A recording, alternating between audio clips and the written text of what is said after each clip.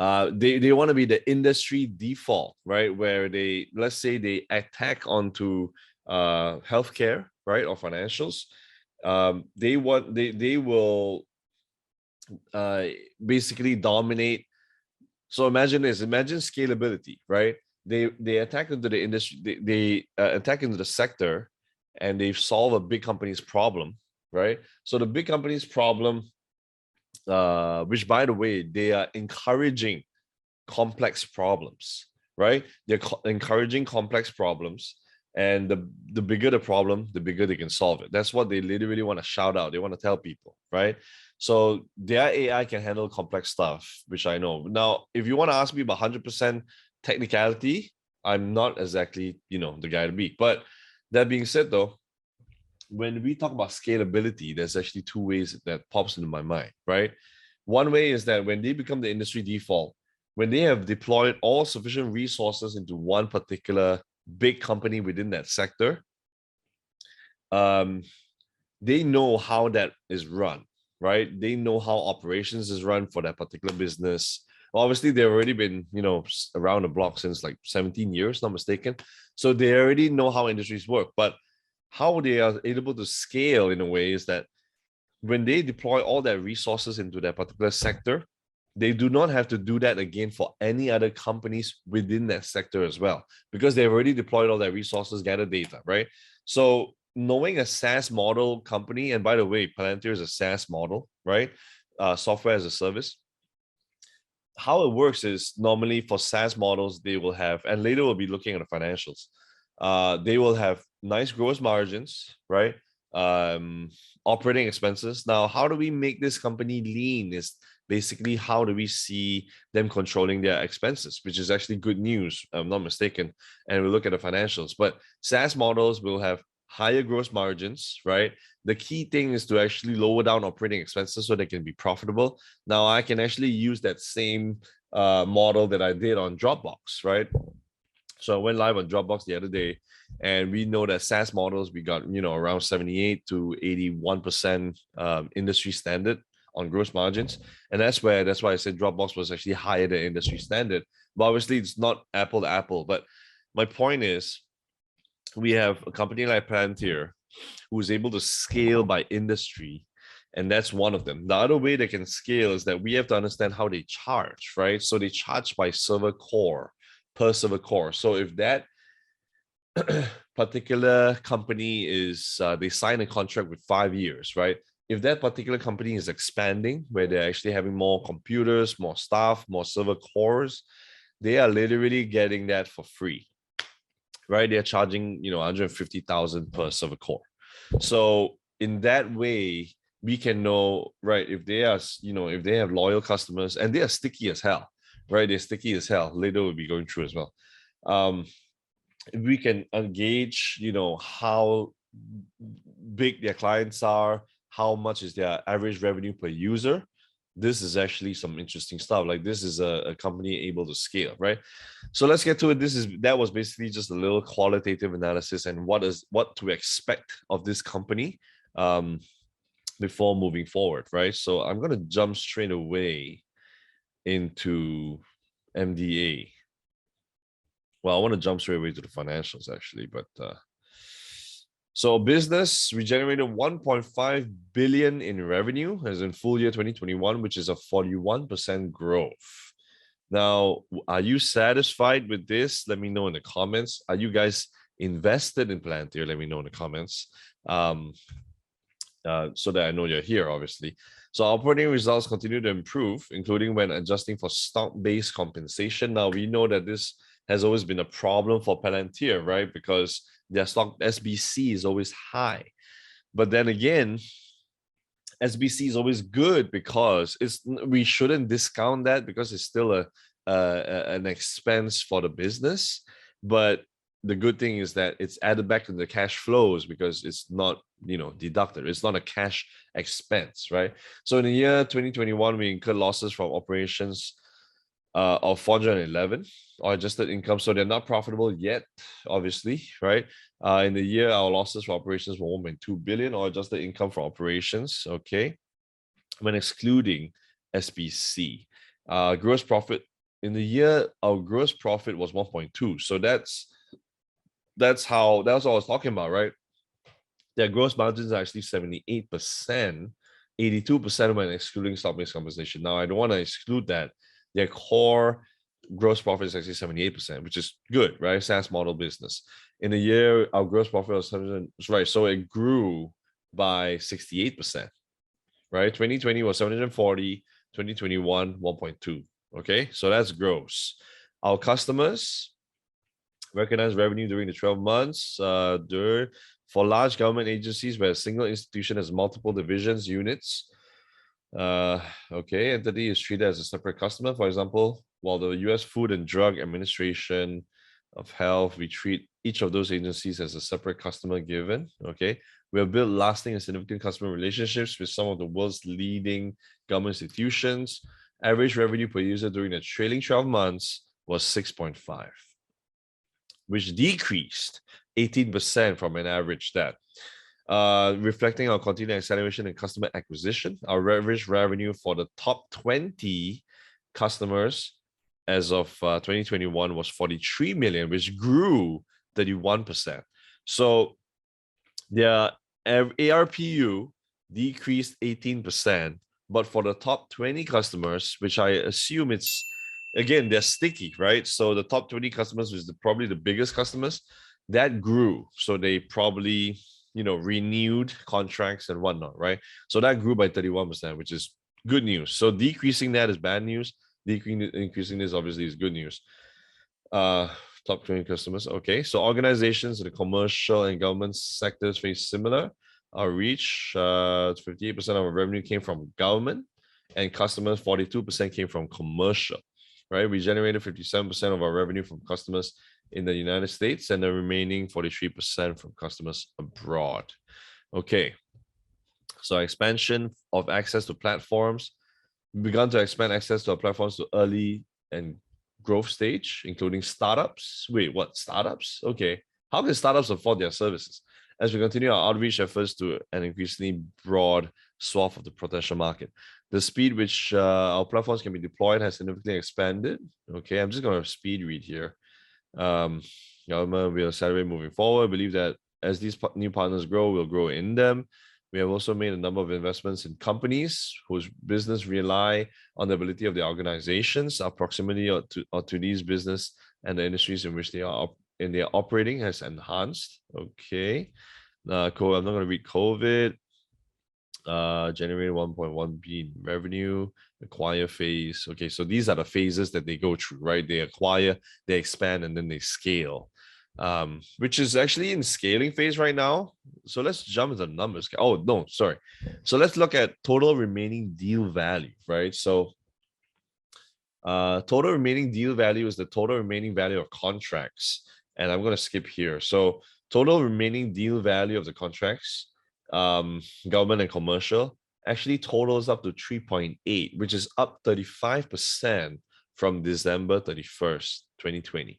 Yep, up to 35% of the remaining deal value. The total remaining deal value of his contracts to be entered with commercial customers. So this was government and commercial. Commercial, including existing, was 2.6 B, up 71%, right? So I'm pretty much guessing on average, their contracts are like from 3 years to 5 years, right? So, I mean, they have a lot to do in order to capture more. So let me see. 2.6. So 2.6 divided by 5 is like 520. No, yeah, 520 mil per year, right? 520 mil per year. So the bad thing about Palantir is that it's a SaaS company, but ability to scale is not exactly like other SaaS companies where, they just spend a little bit more on sales and marketing, and acquisition can be from someone from home, and they just, they're a free user, right? The bad thing about them is that it's like a services-based business where they have to go door to door and say, hey, big corporates, right? Because they can only, having a ARPU of like 6 mil or 3 mil, it requires, a company that can afford that services, right? So they have to go door to door and say, hey, you know, we need you to, we need PLTR to be in your service. You're a big corporate. We want to solve your problem. They have to spend sales and marketing, which they actually ramped up in 2020. But I'm very, very pleased with what the results are actually in the financials. So this is something to take note, right? Obviously, the risks, which you guys probably already know. This like a services-based revenue company with a complicated business model in a way, technicality, but the ability to scale is somewhat clear, right? It's somewhat clear and doable, right? It's doable. As long as it's doable, then it's fine. So contribution margin, which is basically gross margins in a way, non-GAAP reconciliations. So their contribution margin is actually 58%. Well, it's not really gross profit in a way. I mean, they deem contribution margin as because this excludes stock-based compensation, right? So we got R&D expenses, we got G&A expenses, total stock-based compensation expense. The contribution is actually 899. So 1.5 minus 899 is actually 58%. So that's what they consider as contribution margin, which is, actually 58% is quite good, to be frank. R&D expenses 237 mil. Okay. So I'm going to jump on straight away into the numbers. There we go. So revenue increased 41%, cost of revenue decreasing. Okay, cost of revenue decreasing. That's good news. And that includes stock-based compensation. So that's what I like. That footnote 1. Sales and marketing decreasing. Okay, so let's work out the percentage of revenue, right, of sales and marketing. So we got 614 divided by 1541. It's around 40%, right? 40% of sales, which is not good news in my opinion. They're still reliant on, that's what I mentioned earlier, right? They're still relying on sales and marketing. So it's 40%, but the good news is it's decreasing. Okay, R&D is how many percent? R&D is 25%. Okay, G&A is 40%. Right. So we got 40, 20, 20, 40. Wait, how does that work? 40, 25, 614. Oh yeah, obviously, because they're loss making, right? Yeah. So yeah. So it's got 40, 25, 40 because they're still losing money. So total OPEX is 1.6 B. The good news is they're actually decreasing. It's actually decreasing from 2020. So, obviously, as we know, in order for them to scale, we need their revenues to actually grow more. So that 41% increase will have to do way better. And this is the type of company where, obviously, when it goes longer, their services will be recognized, where companies are growing, corporates are growing as they solve more problems, government contracts. Hopefully that Russia, versus Ukraine situation will boost them up. I'm not sure, but they'll have to secure more contracts. This is a company where when it goes longer, the question we have to ask ourselves is, will they be continuing to grow this decent, revenue growth, right? From 41% year over year. Can they do that? Right? Can they do that? And can they continue to be more lean and streamline operating expenses, right? Can they continue to actually decrease that? Because that's testament of what Dropbox has been doing, which is a SaaS model. SaaS model companies is supposed to be doing that so they can actually, get that positive net profit. The good news is that net profit actually improved significantly, which was 1.1 B in 2020 and 411 in 2021. So the thesis is playing out. The thesis that I laid out personally, for my own group and whatnot, it's playing out. So that's good news. That's good news. So I don't know if you guys have actually looked at this, but overall, the picture is actually very good. And if they continue these, these steps, I would say they can be profitable, assuming they just go stagnant on 41% in 2022, whatever happens.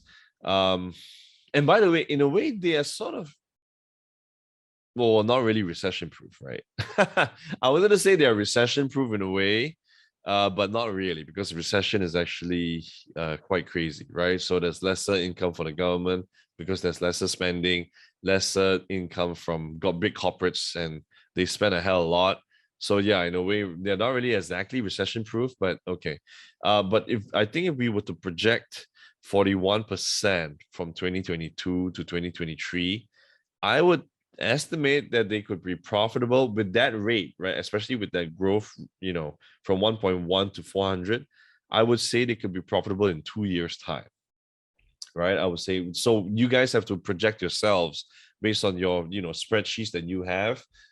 Use the, we peg a decent revenue growth rate, peg a decent operating expenses decline, because they have been doing that. So how much can we get net income at the end of the day, which is the bottom line? And yeah, that's what we want. So net loss is actually 520. Net loss is actually 520. 2020 was 1.1 B, which is good. They actually declined that by half. So half, is 250 in the next year, and another half is 100 plus, um, in 2023. But I'm assuming that they actually reach profitability by 2024. 2024. We have to project that. I haven't done, my analysis and whatnot, but they have to do a very good job in not only being lean, but obviously increasing their revenues, right? So that to me was good news. Stock-based compensation expense is 778 mil, right? So, all of this is actually, given by shares. Oh, there you have it. 100% cost of revenue, gross profit, 40% of revenues goes to sales and marketing, 25 goes to R&D, 40 goes to G&A, which is actually quite, I mean, the fog is clearing up, right? The fog is clearing up because we want to know how long can they reach profitability? What is the direction? What is our outlook? And everything seems legit. It seems, really good. So government, they're actually having 47%. Which did it change though? No, sorry. 47% is actually the change of increase, and 34% was the increase in commercial. Now, in order for them to scale as well, they really need to attack commercial, because that's where the TAM is, right?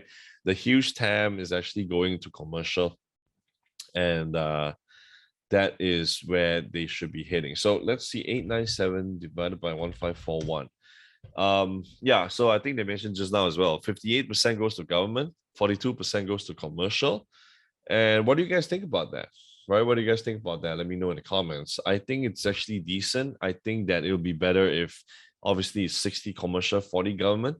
But but then again, it's a 50-50 balance is good as well. Because, and I understand why it's 58. I mean, they're sticky in government, very sticky. There's no question there. And 48, right? So the good news about them as well is that they could literally gain more scale. They can essentially scale more by, when the reason why I'm saying that they can actually grow more, and this is a company that if they last longer in the market, it'll be most likely they can grow, because people will realize how important they are in solving the company's problems and saving them money. So that's where they can actually get to them for free, right? Like free acquisition and just no need sales and marketing. So that is one way they can scale. But essentially how they can scale is by being the industry default, right? So that is good news. That is good news. Cost of revenue, gross profit, 78%. Operating expenses. So sales and marketing expenses decreased by 10%. This was primarily due to the decreases in personnel costs. Good job. They have to continue to do that. R&D decreased by 31%. The decrease is primarily due to a decrease in stock-based compensation expense as a result of recognition of cumulative stock-based expenses, RSUs, partially offset payroll. Okay.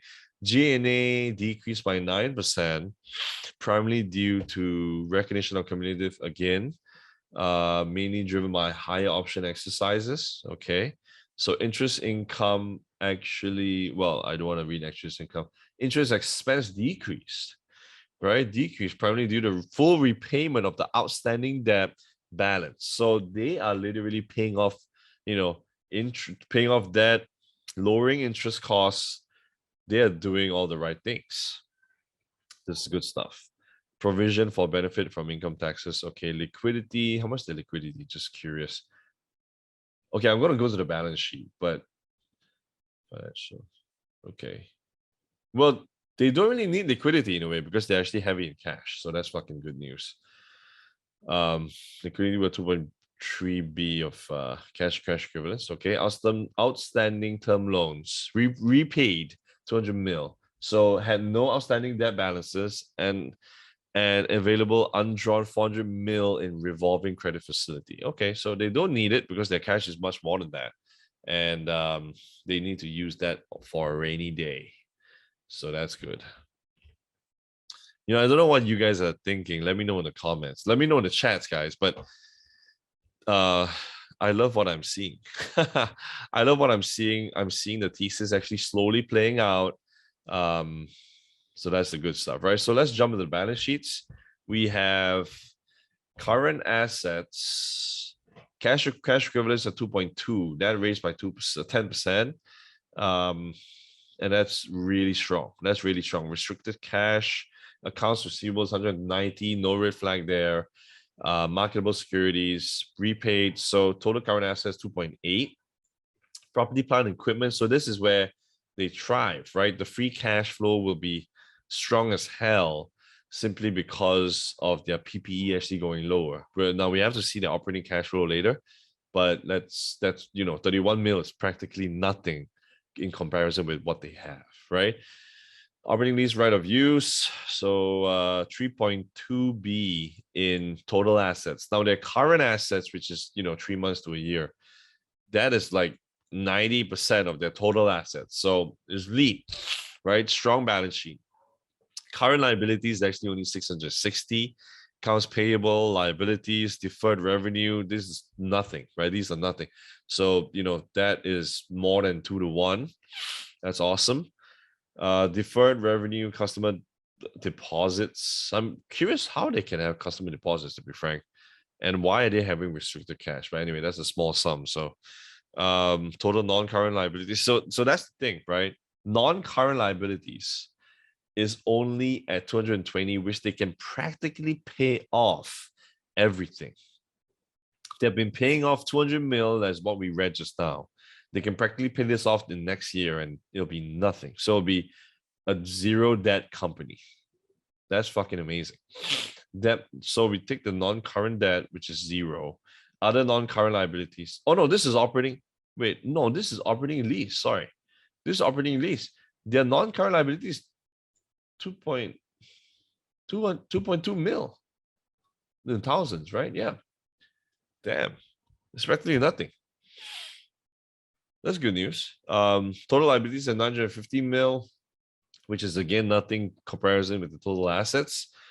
So we got a lean company right here, guys. Revenue, we looked at that. Net loss, bottom line is at 520. Top line is 1.5. Okay. So net loss, let's do the cash flows for a little bit. So net loss, okay, we add back because of stock-based compensation was the biggest figure here. We saw that, which was 778 mil. Unrealized gain, accounts receivables, deferred revenue. So we have a positive operating cash flow of 333 mil. We minus PPE, we are looking at a free cash flow company as of 2021 of 320 mil. Now, Dropbox's free cash flow is at 700 mil. Obviously, we can't compare, right? But think about it. A loss-making company that is heavily on stock-based compensation, that means they do not have to actually spend that money a lot on cash expenses. That's where they can roll their cash. But looking at the cash and cash equivalents, they can actually easily turn that around. This is good news. This is very good news. So my free cash flow of 300 mil. That's fucking amazing, right? So investing activities negative 397, which is controllable, and financing activities at 306. So why is that? Why is it positive? Is because they're actually paying proceeds from the exercise of common stock options, right? So they exercise their common stocks, right? So they sold it. Okay, that's good. But overall, guys, what do you guys think? I mean, this is really looking good. The thesis is actually playing out. And I'm not sure why Katie Woods sold, to be frank. Why the hell did Katie Woods sell? I don't know. But you know, um, let me know. Let me know what you guys think in the chats, in the comments, tag my name. If you want to find out anything more. Overall, this is Palantir. Now, the game plan of Palantir is obviously we want to know how they can scale up revenues, how they can decrease operating expenses, but more importantly, how can they get organic marketing? How can they get brand awareness simply by just doing what they do and not spending heavily on sales and marketing? And that's where they have to, I don't know. I saw an ad on the newspaper. Like my friend in the US was actually showing me, like they have an ad in, they have an ad in the newspaper, which was crazy to me. Why the hell are you focusing on that? So, we need to see how they can actually get organic marketing just from what they do, right? Are they really solving the problem, conquering the industry? So again, it's definitely a long-term play. I mean, their stock price is actually dropping, right? So let's look at market cap a little bit. They're like 23, yeah, 23. It's a 23 billion company earning 1.5 B. So, price of sales is actually 15, which is looking more and more attractive. But now the market doesn't care about, PS ratio, right? The market is saying, fuck you, no 100 PEs right now. But if they do reach profitability and if we are actually patient, it could mean a good entry. So cash. Forward PE. Wait, what? Finviz has them at 4P of 42, guys. How is that possible? No fucking way. No fucking way they can turn into that. Really? Wow. Wow. Stockbroker.com loads a little longer, so I'm not sure if I want to wait for that. But damn. Finviz has them at 42 PE forward. That's crazy. Finviz is going cuckoo because I was actually looking at Square and they have their PE is at like 100, which is not the case. Let's see.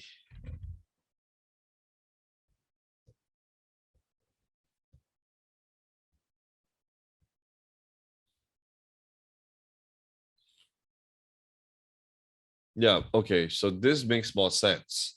This makes more sense, right? 2021, it was actually negative 500. 2022, oh, why do they have 2023 as negative 298? So I don't agree. That I don't agree. So 2022, I agree that they're gonna be negative 188, probably even negative 200. But this one I don't agree at all. I don't agree at all. 2.5. Let's see. 2.58 minus 2.05 divided by 2.05. So that's an increase of 28%, which I don't agree as well. They can actually maintain that 41% growth, 40% minimum. That's what they have been doing, right? But Finviz, you better get your shit together, man. I don't think this is possible. Seriously. But the good news is that, their stock price have been dropping. So for us to actually go in another tranche, it's possible because, it's growing revenues. But why is the stock price decreasing? I mean, their stock price declining. The shit thing is that when I looked at the transcript, they did not actually give guidance. I think. Wait, did I look at that? Sorry. Oh, that was Square. Square didn't give guidance. But I'm not sure if Palantir did. I don't think so, though. I hate it. I hate it when a company doesn't give guidance. Why don't you give guidance? Maybe that's why the market hates them so much right now.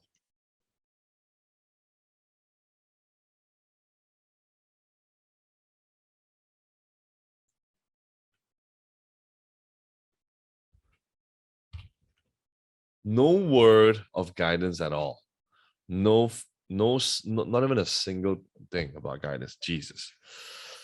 So I'm not going to look at an investor presentation right now. I have to end this call, but hopefully you guys had some value out of this. Let me know what you think about Palantir. If you're invested, I know 16 votes of you, 16 of you are.